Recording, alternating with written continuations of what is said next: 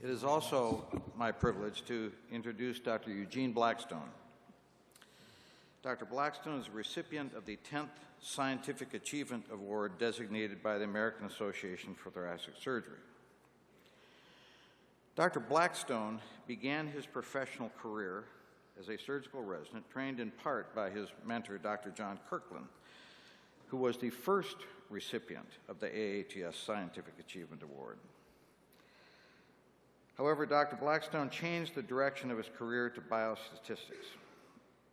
His outstanding contribution to thoracic surgery is that he has brought outcomes research and sophisticated statistical methods to our specialty of cardiothoracic surgery. In his early career, Dr. Blackstone was engaged in developing statistical methods that could be applied to medical outcomes.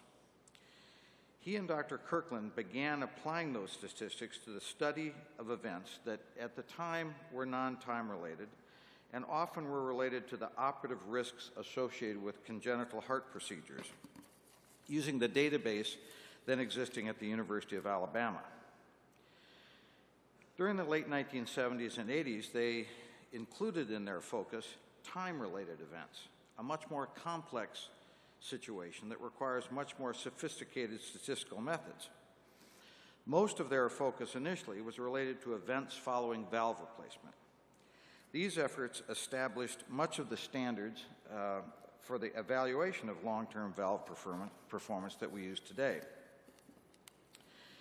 In 1991, Dr. Kirkland and Blackstone published one of the first AHA-ACC guidelines that had direct application to a form of treatment, that being coronary bypass surgery.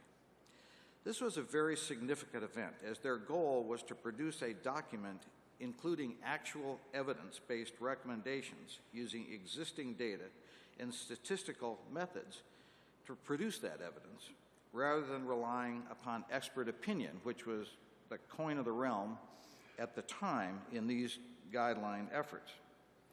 This became one of the very early examples of what we now call comparative effectiveness research as applied to cardiothoracic surgery. During these years, Dr. Blackstone always provided us at the Cleveland Clinic, his students, with valuable advice and support in our own efforts in outcomes research. And by the late 1990s, we were able to convince Dr. Blackstone to join us at the Cleveland Clinic, to our everlasting joy and benefit. In the ensuing years, the statistical analysis of time-related data involving large patient cohorts has come to dominate our specialty and has become increasingly common format at our meetings. As surgeons, we are familiar with the concept of uncertainty.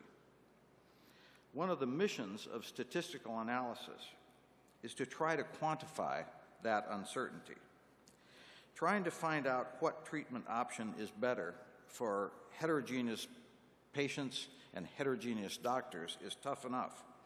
But when we try to extend our understanding to the further questions of which treatment is better for whom, what is the magnitude of that benefit, and over what period of time is it better, we add multiple dimensions to statistical analysis that, unfortunately, for people like me, simple statistical strategies do not suffice for. And that's where Eugene comes in.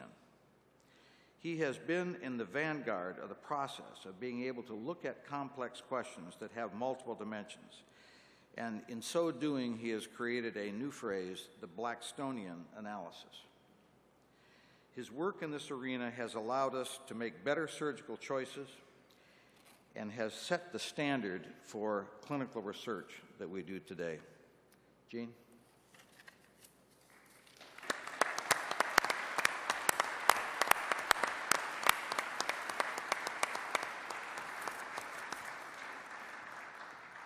Thank you very much. I think we need a picture here.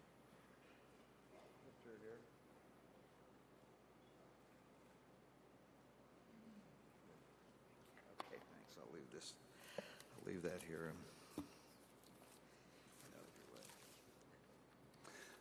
Well, thank you, Dr. Lytle, Dr. Schaff, members of the association and guests.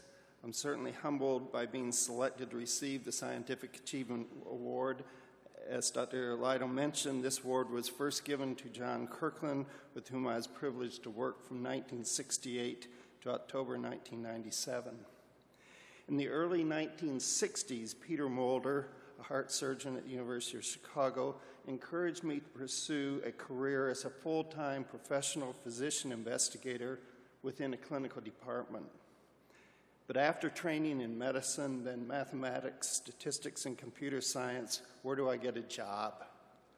He suggested I seek out John Kirkland after my first AATS presentation at the 1968 meeting in Philadelphia, a meeting whose lead-off paper was delivered by Nina Brownwald. Dr. Kirkland was one of the few in either cardiac surgery or cardiology who, from the beginning of heart surgery, believed data must be observed and recorded painstakingly, results reported honestly, and research to improve those results pursued relentlessly. He gave me a job at the University of Alabama at Birmingham after tuning me up clinically for a year. There he generously nurtured and supported my research career, not in just a permissive way, but in an intensely collaborative way.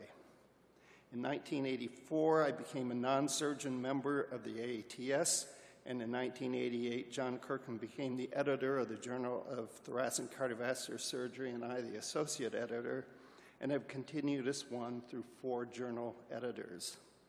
This brings me to an observation that is more important than the coincidence that today you are honoring 2 Gene Bs. Neither of us is a surgeon, and yet you have allowed us to deeply influence cardiothoracic surgery.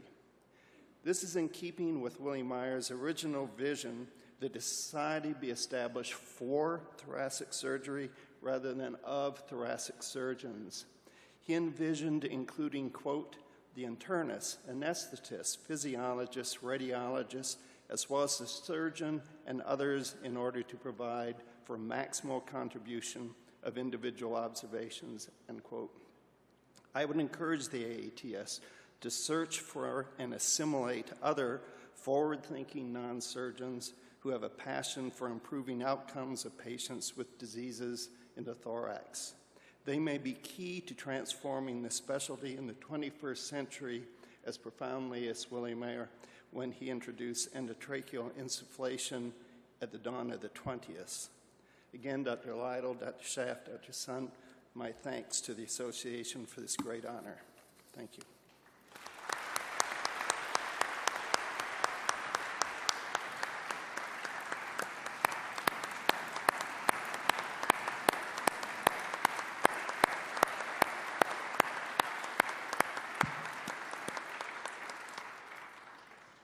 Well, I want to thank Bruce for the introduction and to our 2 recipients, Dr. Braunwald and Dr. Blackstone, for their many contributions to our specialty. The plenary session will reconvene in this room at 10 o'clock. We'll take a break, and I hope that you'll take some time to visit the exhibit hall. Thank you.